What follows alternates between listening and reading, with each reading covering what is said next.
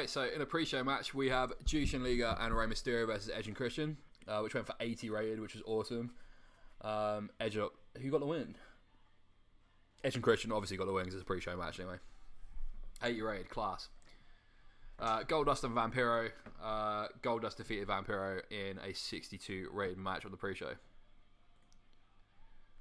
Let's get this gimmick change done, below average. And great, we have to do something with Vampiro. How did he do anyway? 51. Not bad for a mid-carder. Goldust did really well. 67 actually, that's good.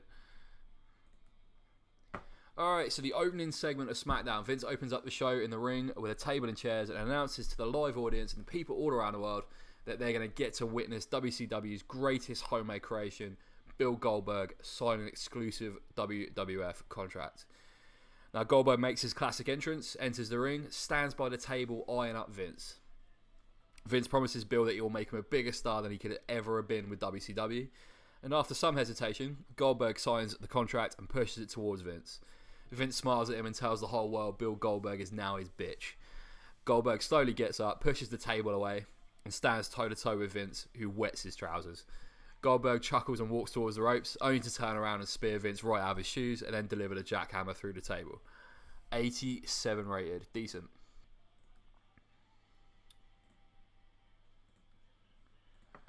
See how his gimmick does. Average. Okay. Not great.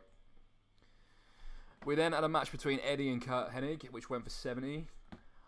We had 79 rated for both of them. Hopefully that can get up with the storyline heat. So that's decent actually. That's good performances from both of them. Really, really good.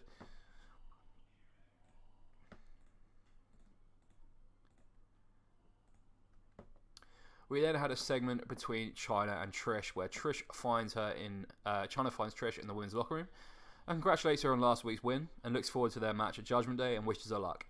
Trish says that she doesn't need luck and to take what's rightfully hers, and she's going to do whatever it takes with whoever it takes to make sure that women's belt is permanently hers. 61. Chyna was awful without a script, so I'm going to have to put a script later on. We then had a tag match between the Hardys and the New Age Outlaws, which went for 72. Road Dogg picked up the win with a pile driver after Jeff missed a swanton bomb. 72. So Jeff went for 80, Matt went for 82, and Billy Gunn and Road Dogg are not too bad at all. That's decent. We then go backstage and we find Shane with Jericho and Benoit. He congratulates them on beating the Steiners last week, but he's got something else for him now. As soon as they proved themselves worthy of a match with Triple H at Judgment Day, why wait until then to get some action? He's going to give him a shot at the tag team titles tonight against Stone Cold and Triple H in a no DQ match. 87 rated. We then had a hardcore match for the hardcore title between Rhino and Raven. Rhino got the win after Tammy Sitch, her brand new surprise manager, distracted Raven, and Rhino picks up the win. 71, not bad for a hardcore match at all.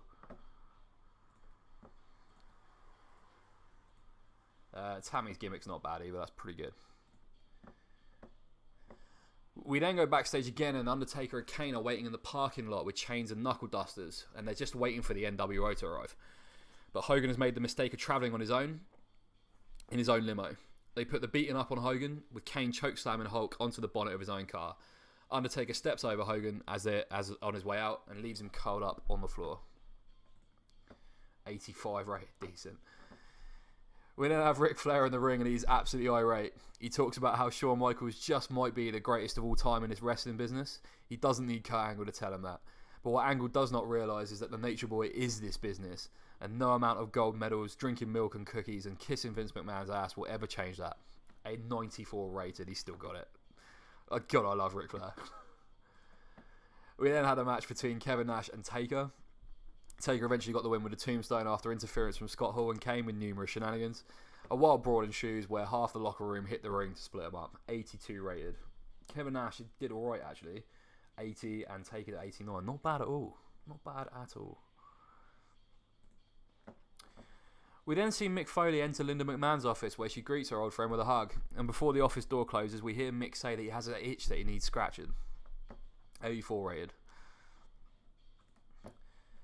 We then see The Rock backstage with Michael Cole. And he cuts a promo on Booker T, claiming that the 5-time WCW champion can't get any sleep at night because he's dreaming about the Great One. And he tells Michael Cole it doesn't matter who the other two jabronis are at Judgment Day, the title is going home with The Rock. 85 rated.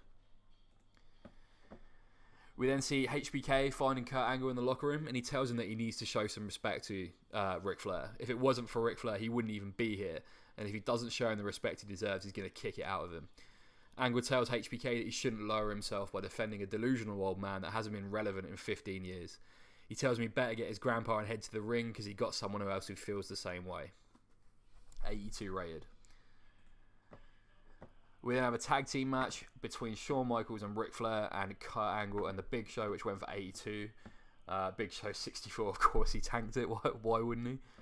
Kurt Angle got the win with the Angle Slam on Ric Flair. And he obviously makes his way up the ramp celebrating while HBK tends to Flair. 82 rated. Not bad. Not bad at all. We then got the main event for the World Tag Team Champions. The two-man power trip versus Chris Jericho, 79 rated. A little bit worse than I thought it would be. Stone Cold and Triple H get the win after Steve Austin hits the stunner on Benoit.